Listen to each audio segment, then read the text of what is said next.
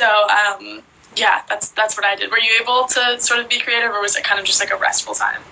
I mean, it wasn't a restful time. Like, this is what I did for the pandemic. Like, I was like,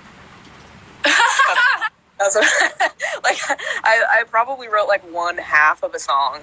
I started eating like vegan cheese by itself. What's your preference? I have like opinions. Is there like, is it called like Vio Life?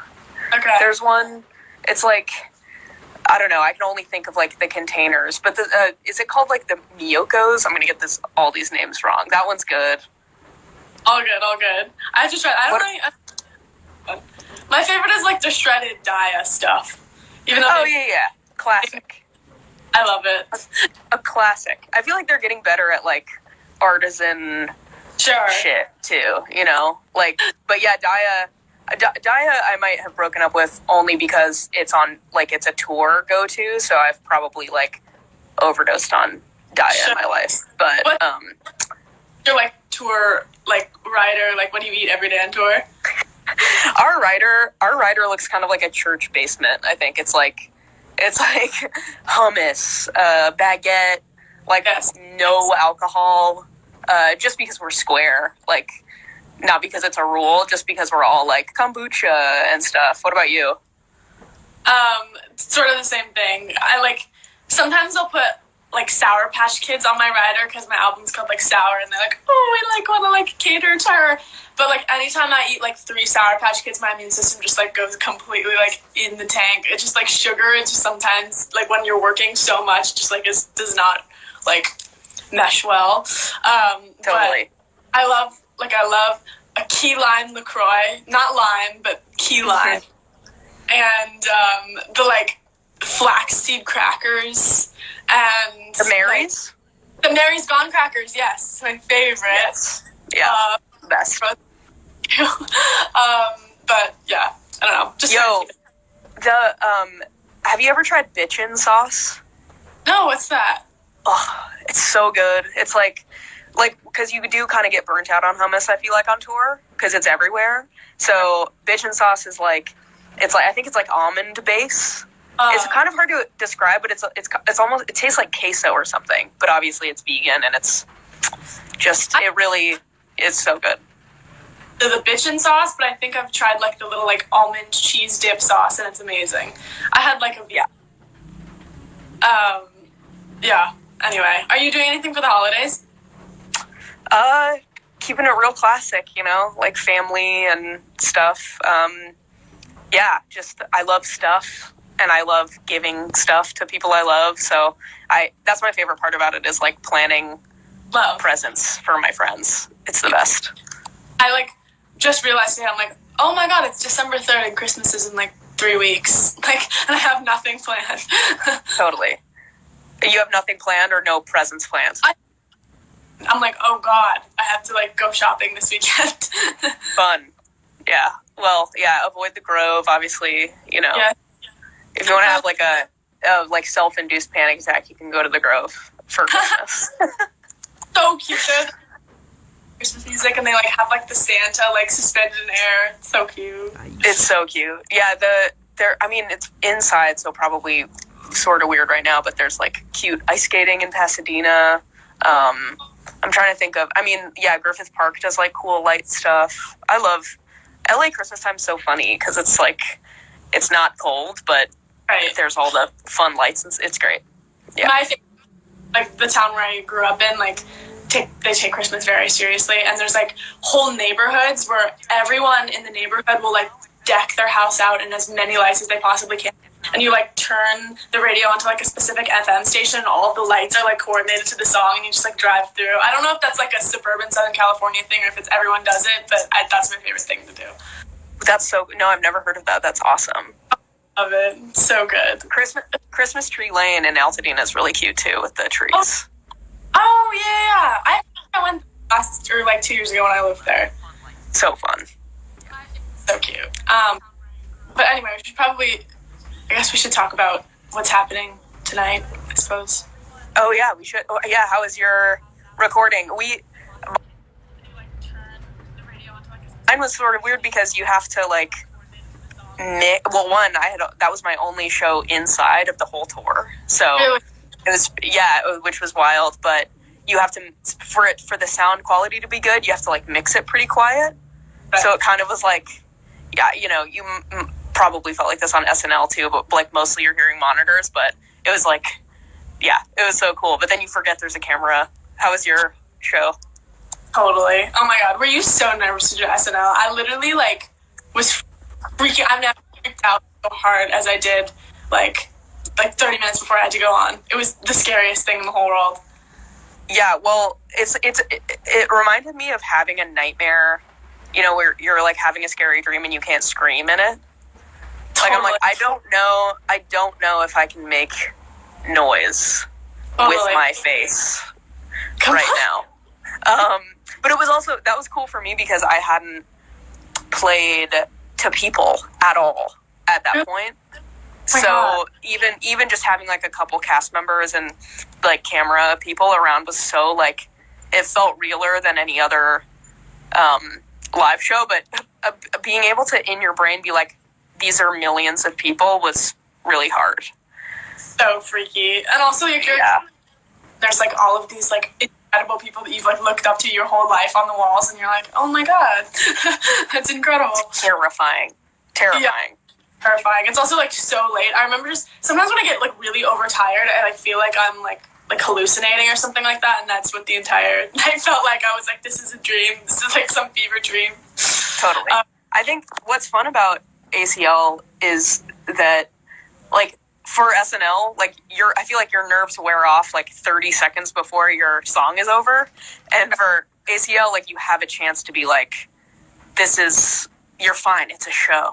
Right. You know, like you're playing a show and then this is your job. Totally. I don't know. I always feel like the first song on stage is terrifying, you know? Totally. Yeah. And all the fans at ACL were so sweet, and like, I felt like I could like mess up and they'd like forgive me, which is a nice feeling. Totally. Yeah. Do you like when people like scream words, or are you more kind of like, oh no, you'll make me mess up?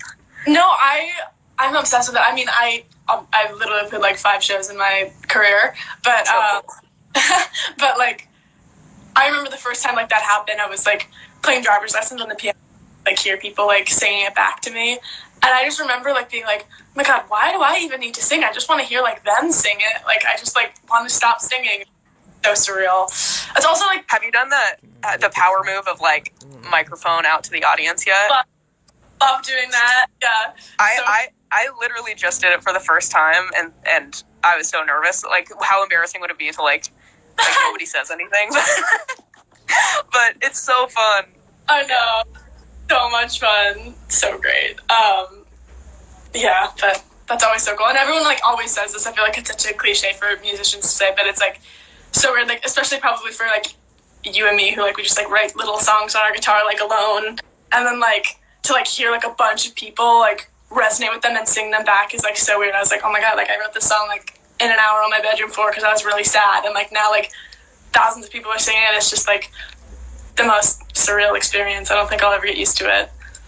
Well, especially for you and me, where it's like pretty messed up lyrics some of the times, and you just see people like beaming and singing. It's like, you know, you feel like Britney Spears, and then you're like singing about something that you're totally tortured by. Like it's crazy.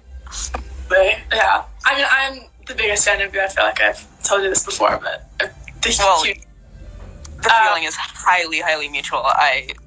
Obsessed with your album. So obsessed. Yeah, I'm obsessed with both of your albums. I remember like viscerally the first time that I heard Funeral, and I was like, I literally made everyone in my life, I was like, you guys have to listen to this song. This is the most amazing song in the whole world. I like sent it to everyone. I was like, this is so genius. Genius. I'm sorry to all those people. But yeah, one time I was playing in Oslo and people were moshing to that song in the front. Like they knew the words, and they were, and it was the best day of my life. Literally, me and all of the friends that I sent this in the mosh pit. I remember at the concert saying that you were giving like a backstory as to like how you wrote that. It was like in order to like in LA. Yeah. So my friend Harrison, who is just the best, he plays guitar with me. I was trying to get him to move from Nashville to LA. And I feel like we were both going through like such a hard time, and our only lifeline was each other. So we were like, we were talking on the phone for hours a day, and I finally got him to move, like a year after writing that song, and which was so cool too, because I went to visit him in Nashville, and then I like finished writing it in his bedroom. But yeah, it has a happy ending, that song, which is nice. Is that I'm closer to my friend. Yeah, definitely got so many good things out of that song. What's like a sad song of yours that actually has kind of a happy ending? I don't know if it even applies, because obviously my first record came out so long ago, but these are probably all developing feelings still a little bit for you. Yeah, I mean, I think it's like there's something about taking these like feelings of utter devastation and turning them into something that feels like triumphant. Like, I remember the first time where I listened to Driver's License, and it like instantaneously like shifted from being something that I was like so ashamed about to something that I was like so proud of, and like I was so excited to share with other people. And there's something just like so cool about that. And I think about that all the time too. Like, how crazy is it? Like, I get to like live in this apartment. I like paid for this apartment money that I made from like writing songs, like, and so amazing. Totally. Like, I don't know. So I think there's just like, it's just so many blessings that come out of those like really devastating things. And it's just like in life too, even if it wasn't so like cut and dry, like I don't know, I just think you grow so much from going through experiences like that. So. Yeah, what's so beautiful about your writing that is true of like so many of my favorite writers, but I think especially with you this year, is like you were able to write so specifically about something that happened to you, and not be shy of the specifics. Like, you're like, this is a very specific thing, and then everyone's like, oh my, like, because it's so true to you, like, even if it wasn't getting your driver's license, or like, like hearing someone say a specific thing to someone else about you or whatever, like, they are attaching their own specific thing to the song. Like, they can scream along as if it's a shared experience. Like, you didn't have to make all these general lyrics about like general feelings of heartbreak. It's like so distilled, and I don't know, I think that's like the coolest thing that you do. It's like, everybody's screaming about something that was such a private moment at the time. Oh my God. Well, thank you. That's so sweet.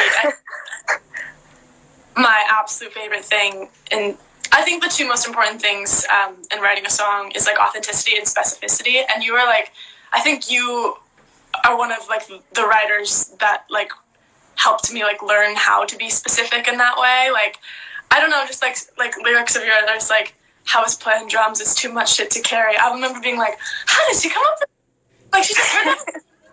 That's gonna be great. And it's like, I sort of thought that, but like, it's amazing that way. And I don't know. So yeah, I love specifics. And yeah, like you said, I think there's such a art to being super specific, but not like beating people over the head with it, so that you're like, this is my life and you have to perceive it exactly that I'm perceiving it. And like, this is my story and you have to have this exact story. It's like, I think that's sometimes what's cool about songwriting, is people can like fill in the blanks of your story with pieces of their own story, and then it makes it like more meaningful.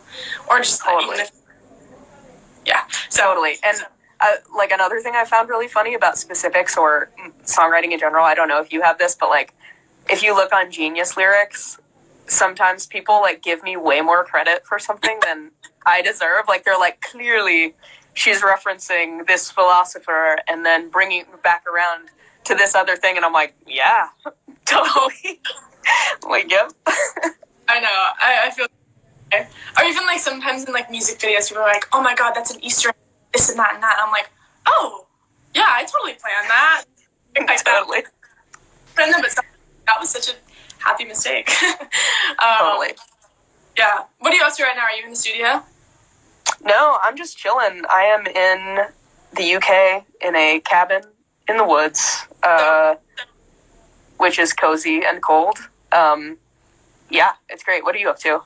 I I'm just like chilling in my apartment in LA. I too did the like countryside of England little cabin in the woods before I performed at the Brits, and it was very cold. I have like this like horror story. I've never like told it publicly, but we were in this like little cabin and it was freezing cold and we couldn't figure out how to work the like thermostat in the place. And there was a wood burning stove, and so we were like, okay, maybe we'll just like turn on the wood burning stove in this like cute little cabin. And like we closed all the windows and had the wood burning stove, and the entire place was like filled with smoke, and nobody else was like bothered by it. But I like was like throwing up all day. I think I got like carbon monoxide poisoning from the place. No, dude, nightmare. It was supposed to be a cute little like romantic English countryside. You are not gonna catch me trying to light this. You are not gonna catch me trying to light it. Amazing. Well, I'll let you go chill. Your little cabin. That sounds amazing. But for everyone watching, you can watch our ACL performances tonight. It's on PBS, right? Yes, indeed. Yes. On PBS. Catch us on PBS. PBS girls. And yeah, it was so great talking to you. I'm so inspired by you always, and I hope to see you here in LA. Yeah, catch you around. So good to see you, dude. You're the best. Bye. Bye. Bye.